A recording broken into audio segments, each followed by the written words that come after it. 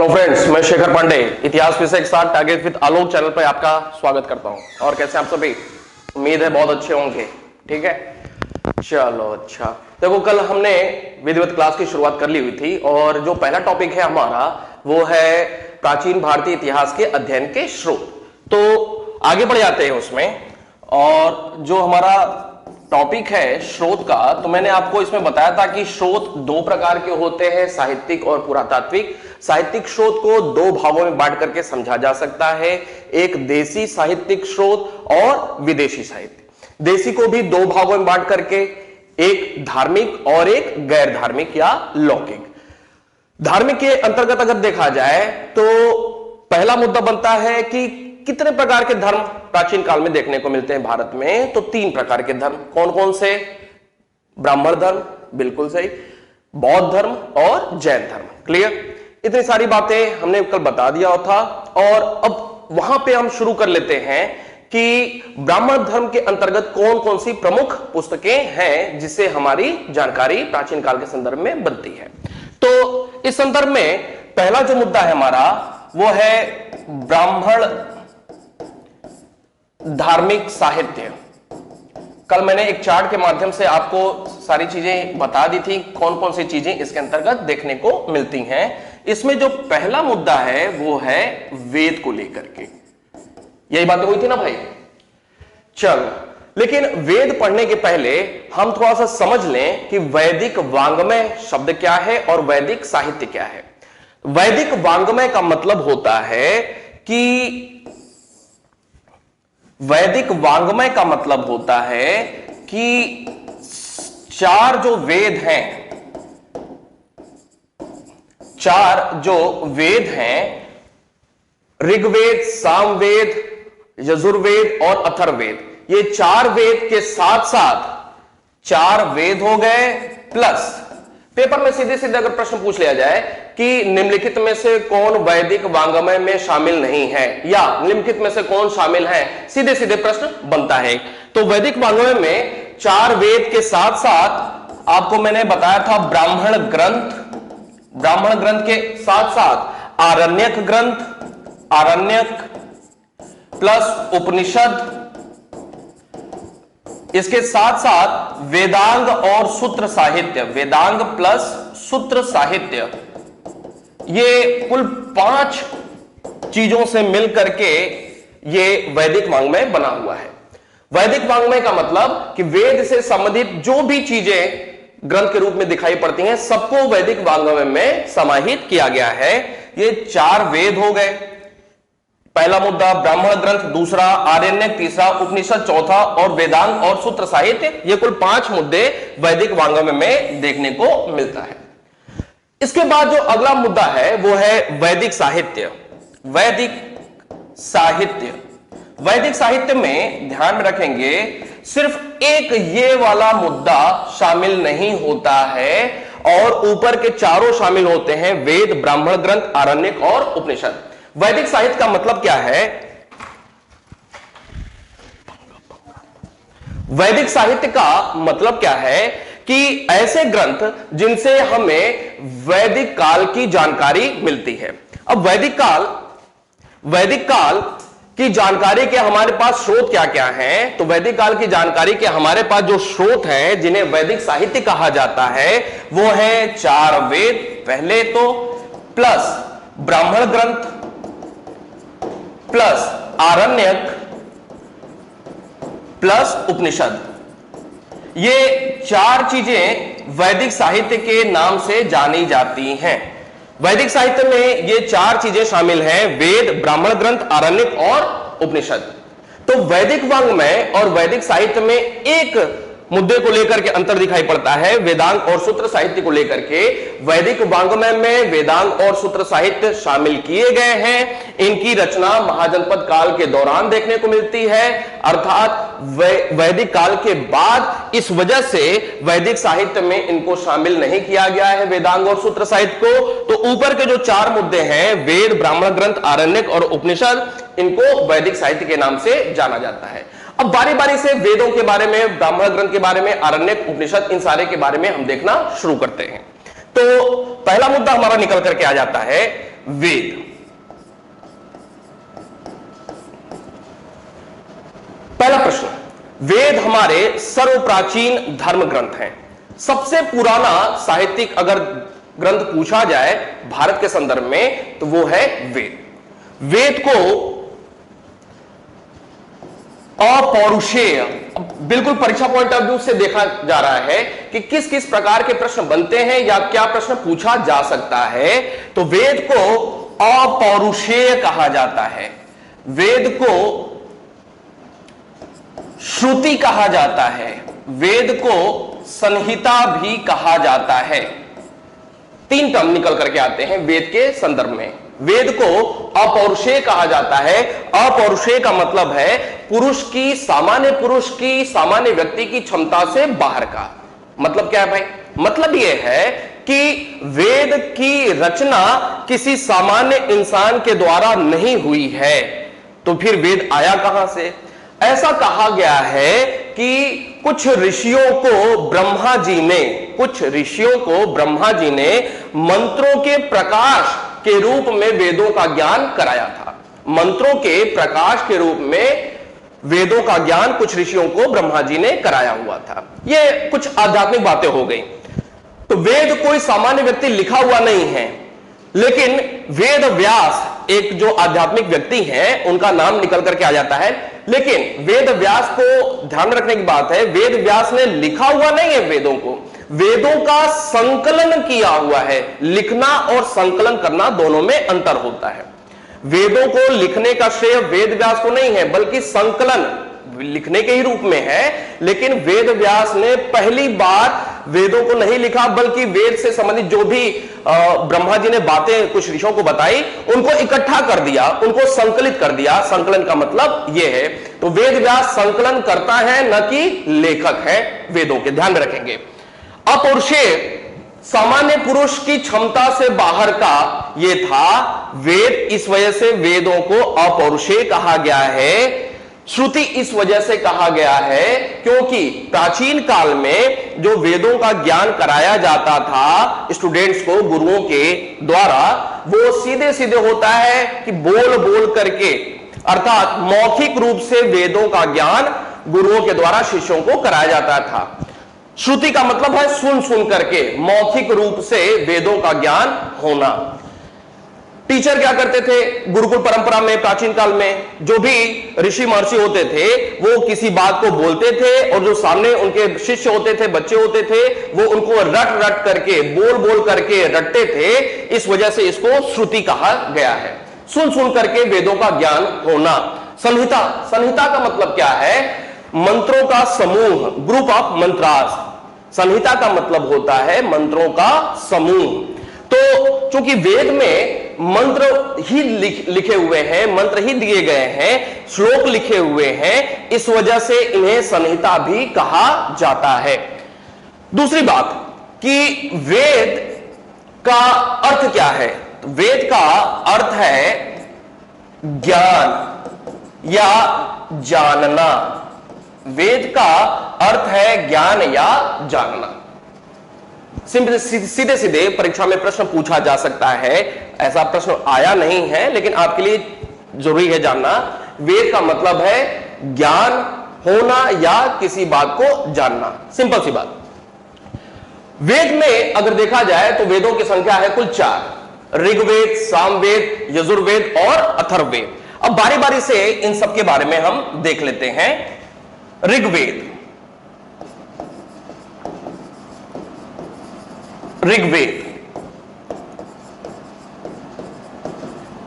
ध्यान रखें, ये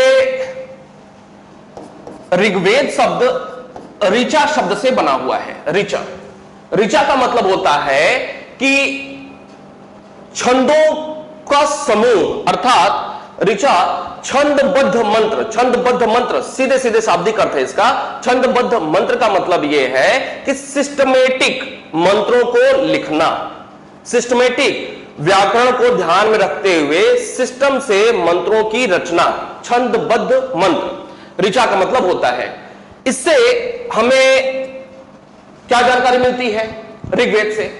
ऋग्वेद सीधे सीधे 1500 से 1000 ईसा पूर्व, अर्थात जिसे ऋग्वैदिक काल कहा जाता है, ऋग्वैदिक काल या उत्तर पूर्व वैदिक काल, पूर्व वैदिक काल की जानकारी का एकमात्र साहित्यिक स्रोत है, एकमात्र स्रोत ऋग्वेद है, ऋग्वैदिक काल या पूर्व वैदिक काल की जानकारी का। पुरातात्विक नहीं, साहित्यिक स्रोत की बात हो रही है।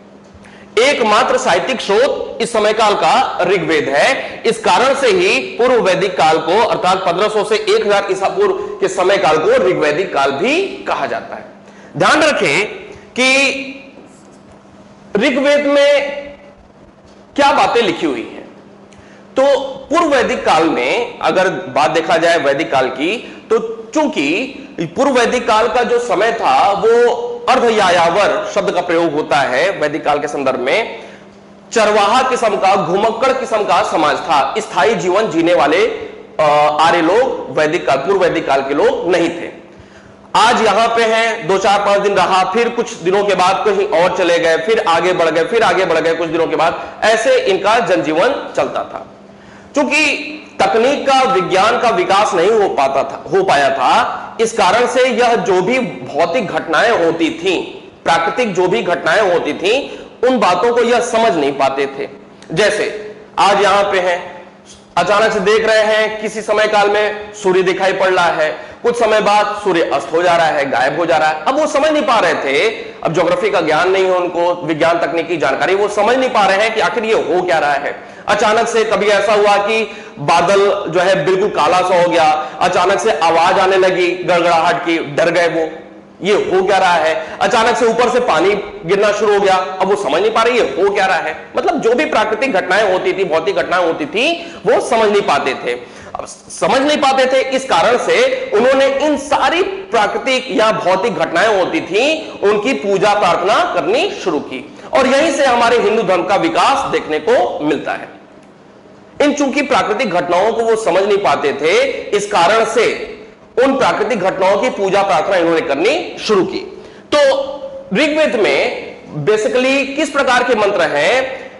ऋग्वेद में जो मंत्र हैं वो देवी देवताओं की प्रार्थना करने से संबंधित मंत्र दिए हुए हैं।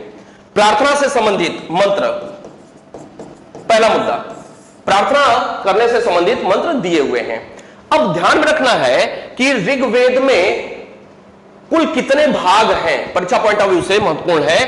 तो ऋग्वेद कुल 10 मंडल में बटा हुआ है। कितने भाई? 10 मंडल में बटा हुआ है। मंडल का मतलब है भाग, मंडल का मतलब है भाग। 10 मंडल में बटा हुआ है। ये जो 10 मंडल हैं, ध्यान में रखेंगे, इन 10 मंडल में जो पहला और 10वां है, पहला एंड 10वां, ये सबसे बाद में जुड़ा हुआ है ऋग्वेद में। पहला, दूसरा, तीसरा, चौथा, पांचवा, छठा, सातवां, आठवां, नौवां, 10वां, ये कुल 10 भाग हैं, 10 मंडल हैं। तो पहला और 10वां सबसे बाद में जोड़ा गया था ऋग्वेद में। पहला और 10वां सबसे बाद में जोड़ा गया है ऋग्वेद में, जबकि दूसरे से लेकर के 7वें तक, ध्यान रखेंगे, दूसरे से लेकर के 7वां तक, 2, 3, 4, 5, 6, 7, 2 से लेकर के 7वां जो मंडल है वो सबसे पहले का लिखा हुआ है, प्राचीनतम है। इस कारण से इन्हें वंश मंडल या हृदय मंडल कहा जाता है। वंश मंडल या हृदय मंडल कहा गया है। हृदय मंडल 2 से लेकर के 7वां जो मंडल है, ऋग्वेद के जो भाग हैं, 2 से लेकर के 7वां मंडल, वो सबसे पहले के लिखे हुए हैं। इस कारण से इन्हें वंश मंडल या हृदय मंडल भी कहा जाता है। आगे बढ़े, चल ध्यान रखें कि प्रत्येक मंडल किसी न किसी ऋषि मुनि से जुड़ा हुआ है। प्रत्येक मंडल किसी न किसी ऋषि महर्षि से जुड़ा हुआ है। क्योंकि पहला और 10वां सबसे बाद में जोड़ा गया था, तो कुछ 2, 4, 5 ऋषियों के नाम पहले और 10वें से जुड़े हुए हैं। परीक्षाओं में पहला और 10वां नहीं पूछा जाता है। दूसरे से लेकर के दूसरे से लेकर के 9वें तक की जानकारी होना आपके लिए जरूरी है, क्योंकि सिंपली परीक्षा में दूसरे से लेकर के 9वें तक ही आज तक पूछा गया है। आने वाली परीक्षाओं में भी ऐसा ही देखने को मिलेगा और कोई ना कोई एक खास ऋषि ही इन मंडलों से जुड़ा हुआ है। दूसरे मंडल की अगर बात किया जाए, दूसरे मंडल की अगर बात किया जाए तो इस मंडल से जुड़ा हुआ जो ऋषि मुनि देखने को मिलता है वो है गृत्समद। गृत्समद। तीसरा जो मंडल है उससे जुड़े हुए जो ऋषि हैं वो है विश्वामित्र। विश्वामित्र। अब ध्यान रखें, परीक्षा में पहले पूछा भी गया है कि किसने गायत्री मंत्र की रचना की थी, तो विश्वामित्र साहब ने ही गायत्री मंत्र की रचना की थी। और एक दूसरा प्रश्न बनेगा कि गायत्री मंत्र का उल्लेख ऋग्वेद के किस मंडल में देखने को मिलता है, तो गायत्री मंत्र का उल्लेख ऋग्वेद के तीसरे मंडल से संबंधित है। चौथा जो मंडल है वो है वामदेव से संबंधित। पांचवा अत्रि ऋषि से संबंधित। छठा भारद्वाज से संबंधित, भारद्वाज ऋषि से संबंधित। सातवां वशिष्ठ मुनि से संबंधित। आठवां कण्व और अंगिरस। कण्व और अंगिरस दो ऋषियों से संबंधित है। और जो 9वां है वो है सोम से संबंधित। अब ध्यान रखें, आपको मैं अभी स्पष्ट कर दूं कि परीक्षा में इन 9 मंडल 10 मंडल में कौन कौन से प्रश्न पूछे जा सकते हैं। तो आपको मैं बताऊं कि ये वाला, ये वाला और ये वाला, ये आपको 3 बिल्कुल याद रखने की जरूरत है। और अगर दूसरे भूल भी जाते हैं तो कोई परेशानी की बात नहीं है। गृत्समद, विश्वामित्र और सोम, ये 3 आपको निश्चित रूप से याद रहना चाहिए। मैं आपको क्लास में ये सारी बातें भी बताता जाऊंगा कि इतिहास में आने वाली परीक्षा में आपके लिए महत्वपूर्ण कौन सा मुद्दा हो सकता है। आगे बढ़ते हैं। ऋग्वेद के कुछ मंत्रों की अगर बात किया जाए तो प्रश्न बनता है कि ये 10 मंडल जो है, इन मंडलों में कुल कितने श्लोक देखने को मिलते हैं। तो अगला मुद्दा है हमारा, मंत्रों की संख्या कितनी है। तो ध्यान रखें, ऋग्वेद में मंत्र कितने हैं, तो लगभग 10,500 लगभग मंत्र देखने को मिलते हैं। कितने मंत्र हैं? लगभग 10,500 मंत्र देखने को मिलते हैं। क्लियर? और ये जो मंत्र है वो पैराग्राफ, पैराग्राफ का मतलब होता है सूक्त। पैराग्राफ का मतलब समझ ले सूक्त। कुल कितने पैराग्राफ्स में बटा हुआ है, कितने सूक्त हैं, तो 1028 सूक्त इस ऋग्वेद में देखने को मिलता है। आगे बढ़ते हैं। ऋग्वेद के इन मंत्रों का पाठ, एक अलग मुद्दा बनता है कि कौन इसका पुरोहित था जो इन मंत्रों का पाठ करता था। तो इससे संबंधित जो पुरोहित है वो है होता या होत्री। सीधे सीधे आपको तथ्य बताए जा रहे हैं ऋग्वेद से संबंधित। ऋग्वेद के मंत्रों का पाठ कौन पुरोहित करता था, तो ऋग्वेद के मंत्रों का पाठ होता या होत्री नामक पुरोहित किया करता था। ऋग्वेद के कुछ मंत्रों की रचना कुछ महिलाओं ने भी की हुई है। ऋग्वेद के कुछ मंत्रों की रचना उस समय की कुछ जानकार, विद्वान, विदुषी महिलाओं ने भी किया हुआ है। परीक्षा में प्रश्न कई बार पूछा हुआ है। जैसे कुछ महिलाओं में शामिल हैं, जैसे लोपामुद्रा, लोपामुद्रा, विश्ववरा, विश्ववरा, विश्ववरा, सच्ची, पौलमी, कक्षावृत्ति, ये सारी कुछ महिलाओं के नाम हैं जो ऋग्वेद के कुछ मंत्रों की रचना की हुई है बाद में। ध्यान रखें, इसमें एक नाम शामिल नहीं है जो कि परीक्षा में पूछा जाएगा। परीक्षा में प्रश्न क्या पूछा गया है कि निम्नलिखित में से कौन एक महिला ऋग्वेद से संबंधित नहीं है। निम्नलिखित में से कौन एक महिला ऋग्वेद से संबंधित नहीं है? तो ध्यान में रखें कि उत्तर होगा इसका गार्गी। गार्गी उत्तर वैदिक काल से संबंधित महिला है। गार्गी का जन्म उत्तर वैदिक काल में हुआ था। अब चूंकि जन्म ही बाद में होता है तो पूर्व वैदिक काल में ये अस्तित्व में थी ही नहीं, तो पूर्व वैदिक काल की घटनाओं से इनका कोई संबंध नहीं है। इसका मतलब है कि गार्गी का संबंध ऋग्वेद या ऋग्वैदिक काल से नहीं है। तो प्रश्न में आपको जो पूछा गया है कि निम्नलिखित में से किस महिला का संबंध ऋग्वेद से नहीं है, तो उत्तर हो जाएगा गार्गी। गार्गी उत्तर वैदिक काल की महिला है। यहां पे जाकर के आपकी बात ऋग्वेद से संबंधित कंप्लीट होती है। आगे बढ़ते हैं, सामवेद पे आते हैं। सामवेद मुद्दा निकल करके आता है कि साम का मतलब क्या है? तो साम का मतलब होता है गान, गाना गाना। साम का मतलब है गान, साम का मतलब होता है गाना गाना। अब ये जो वेद है इसमें किस प्रकार की बातें बताई गई हैं?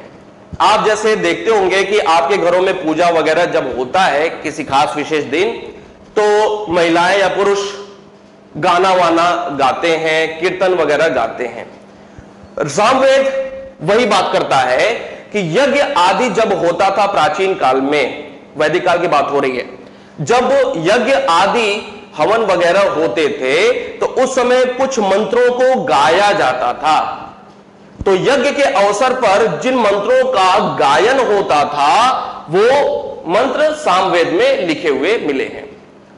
यज्ञ के अवसर पर गाए जाने वाले मंत्र किस वेद से संबंधित है? सामवेद से संबंधित है। अब इसमें मंत्रों की संख्या कितनी है? तो इसमें कुल 1549 मंत्र हैं। कितने हैं? 1549 मंत्र सामवेद में लिखे मिलते हैं। इन 1549 में से ध्यान रखेंगे 78 नए हैं, 78 नए हैं, और 78 के अलावा जितने भी हैं वो सारे के सारे ऋग्वेद से ही लिए गए हैं। ध्यान रखें, 1549 मंत्र हैं कहां पे? सामवेद में। इन 1549 में से 78 नए हैं, नए जोड़े गए हैं, जबकि 78 के अलावा 1549 में से 78 के अलावा जितने भी मंत्र हैं वो सारे सारे ऋग्वेद से ही ज्यों के त्यों उठा के रखे गए हैं। इन मंत्रों का जो पाठ होता था वो कौन पुरोहित करता था? जैसे पूजा होता है तो कोई ना कोई एक पंडित जी आकर के पूजा कराते हैं, तो उनको कहा जाता है पुरोहित। तो सामवेद के मंत्रों का पाठन या गायन कौन सा एक पुरोहित करता था? तो उसका नाम है उद्गाता। उद्गाता। सामवेद के मंत्रों का गायन जो व्यक्ति करता था, जो पुरोहित करता था, उसे उद्गाता कहा गया है।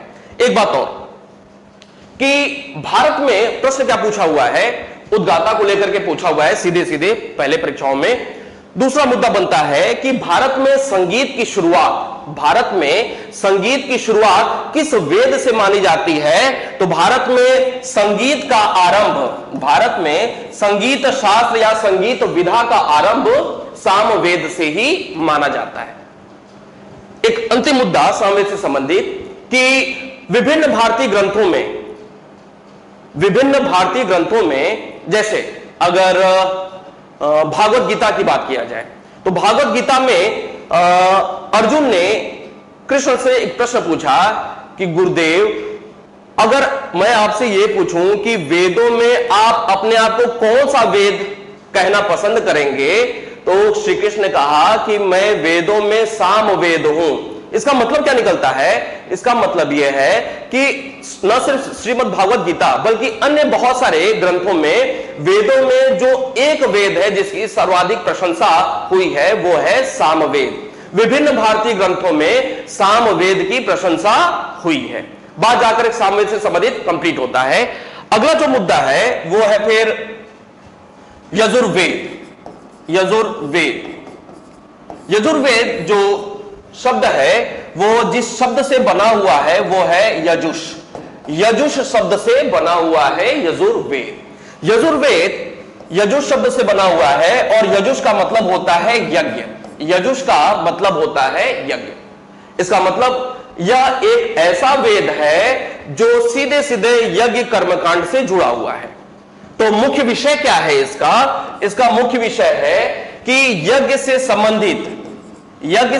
संबंधित इसमें नियम कानून बताए गए हैं। नियम कानून या विधि बताया गया है कि यज्ञ या जो भी कर्मकांड होगा किन विधियों के साथ उसको किया जाएगा। दूसरी बात, यह एकमात्र ऐसा वेद है, यजुर्वेद एकमात्र ऐसा वेद है जो कि गद्य और पद्य दोनों शैलियों में लिखा हुआ है। गद्य एंड पद्य दोनों शैलियों में यह लिखा हुआ है, ध्यान रखेंगे। ऋग्वेद में सीधे सीधे मंत्र हैं, अर्थात पोएट्री फॉर्म में है, पद्य शैली में है। सामवेद में सीधे सीधे मंत्र हैं, पोएट्री फॉर्म में है, पद्य शैली में है। लेकिन यजुर्वेद सीधे सीधे गद्य और पद्य दोनों शैलियों में कई बार यह प्रश्न पूछा हुआ है कि निम्नलिखित में से कौन सा एक वेद है जो कि गद्य और पद्य दोनों शैलियों में देखने को मिलता है। तो वो एकमात्र वेद है यजुर्वेद, जो कि गद्य और पद्य दोनों शैलियों में लिखा हुआ है। आगे बढ़ते हैं। इसके दो भाग हैं, यजुर्वेद के दो भाग हैं। एक है कृष्ण यजुर्वेद और दूसरा है शुक्ल यजुर्वेद।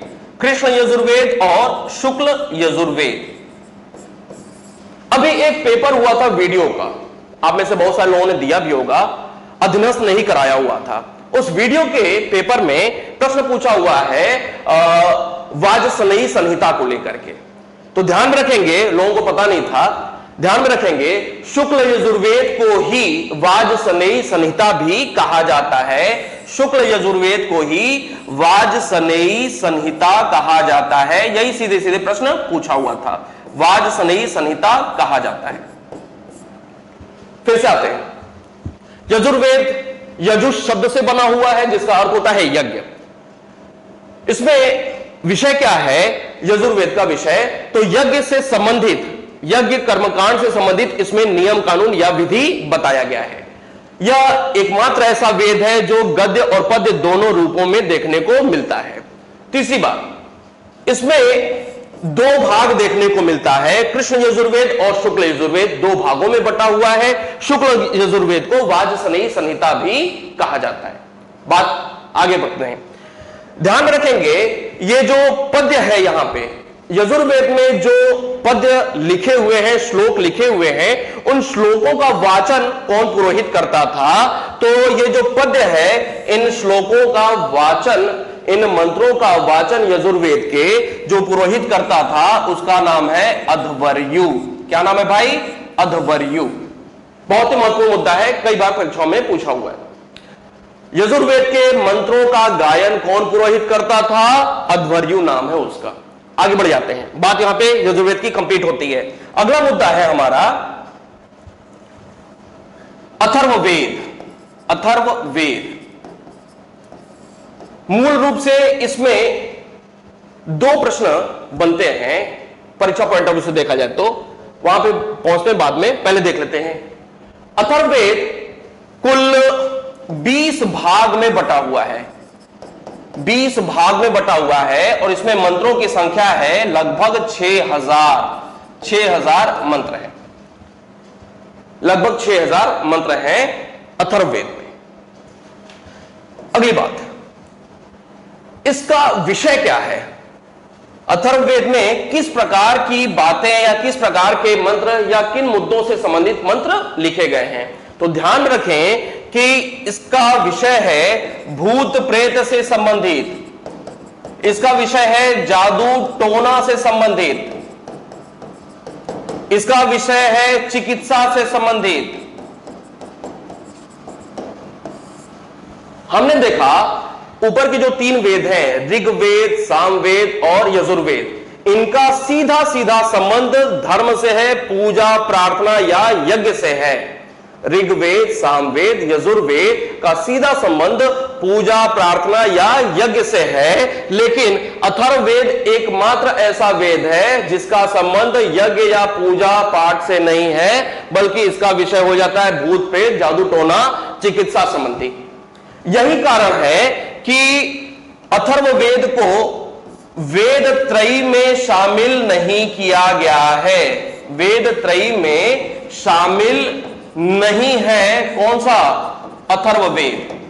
अब प्रश्न बनता है कि वेद त्रयी में कौन कौन से वेद शामिल हैं? तो वेद त्रयी में, त्रयी का मतलब तीन वेदों का समूह, वेद त्रयी में ऋग्वेद, सामवेद और यजुर्वेद शामिल हैं, अथर्ववेद शामिल नहीं है। दूसरी बात, अथर्ववेद को, वेदों की अगर बात किया जाए उनके कालक्रम की, तो अथर्ववेद सबसे बाद का संकलित यह वेद है, सबसे बाद का यह संकलित वेद है। इसका मतलब यह कि इसकी जो रचना हुई, लेखन हुआ, वो सबसे बाद में हुआ। पहला वेद हमारा ऋग्वेद था, फिर उसके बाद सामवेद की रचना हुई, फिर उसके बाद यजुर्वेद की, और सबसे बाद में जाकर के अथर्ववेद की। जब वैदिक काल हम पढ़ेंगे तब ऐसा देखेंगे, ऐसा क्यों हुआ। मोटे तौर पे एक बात आपको समझा देते हैं, क्योंकि भारत में जो आर्य आए, आर्यों का प्रवेश जो हुआ वो इधर से हुआ था।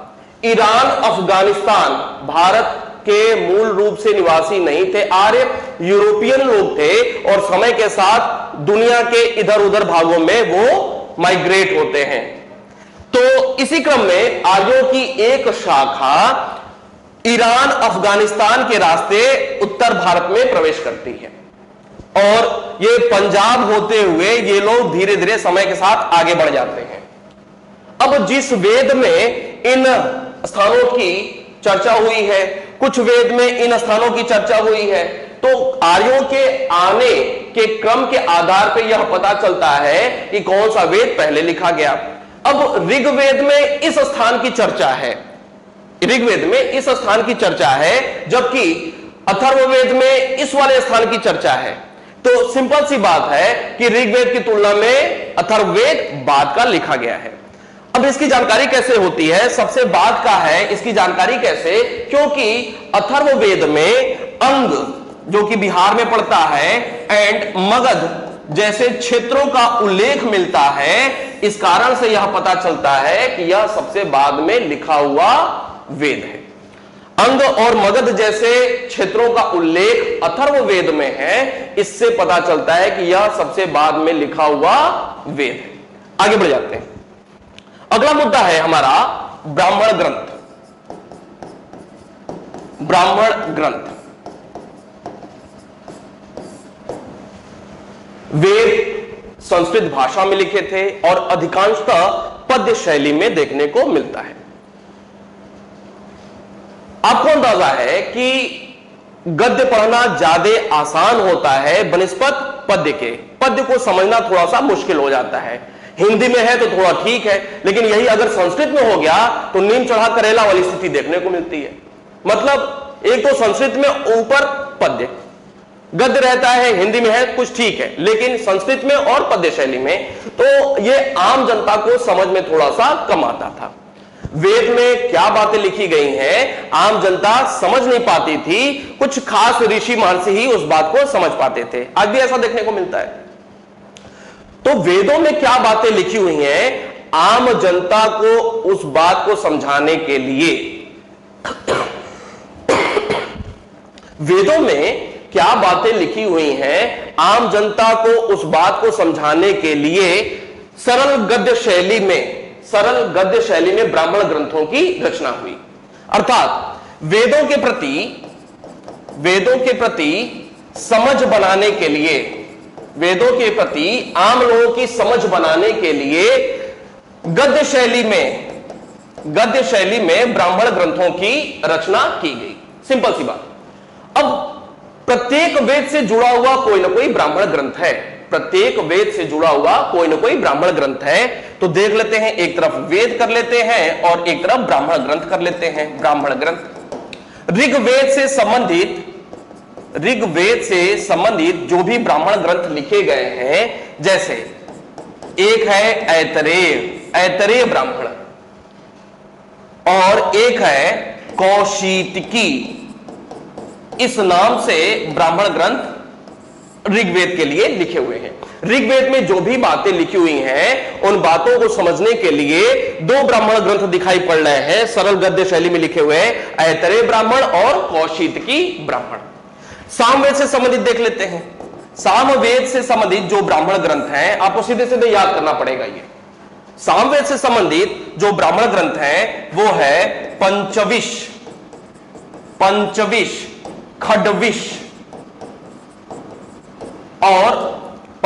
खड्विश और जैमिनीय, ये तीन प्रमुख ब्राह्मण ग्रंथ हैं सामवेद से संबंधित, पंचविश, खड्विश और जैमिनीय।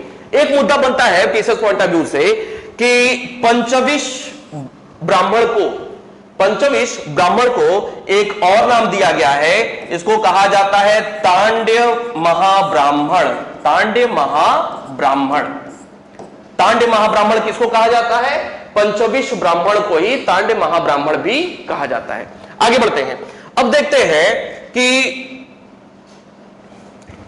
यजुर्वेद से संबंधित कौन सा ब्राह्मण ग्रंथ है। तो यजुर्वेद से संबंधित जो ब्राह्मण ग्रंथ है वो है तैत्तिरीय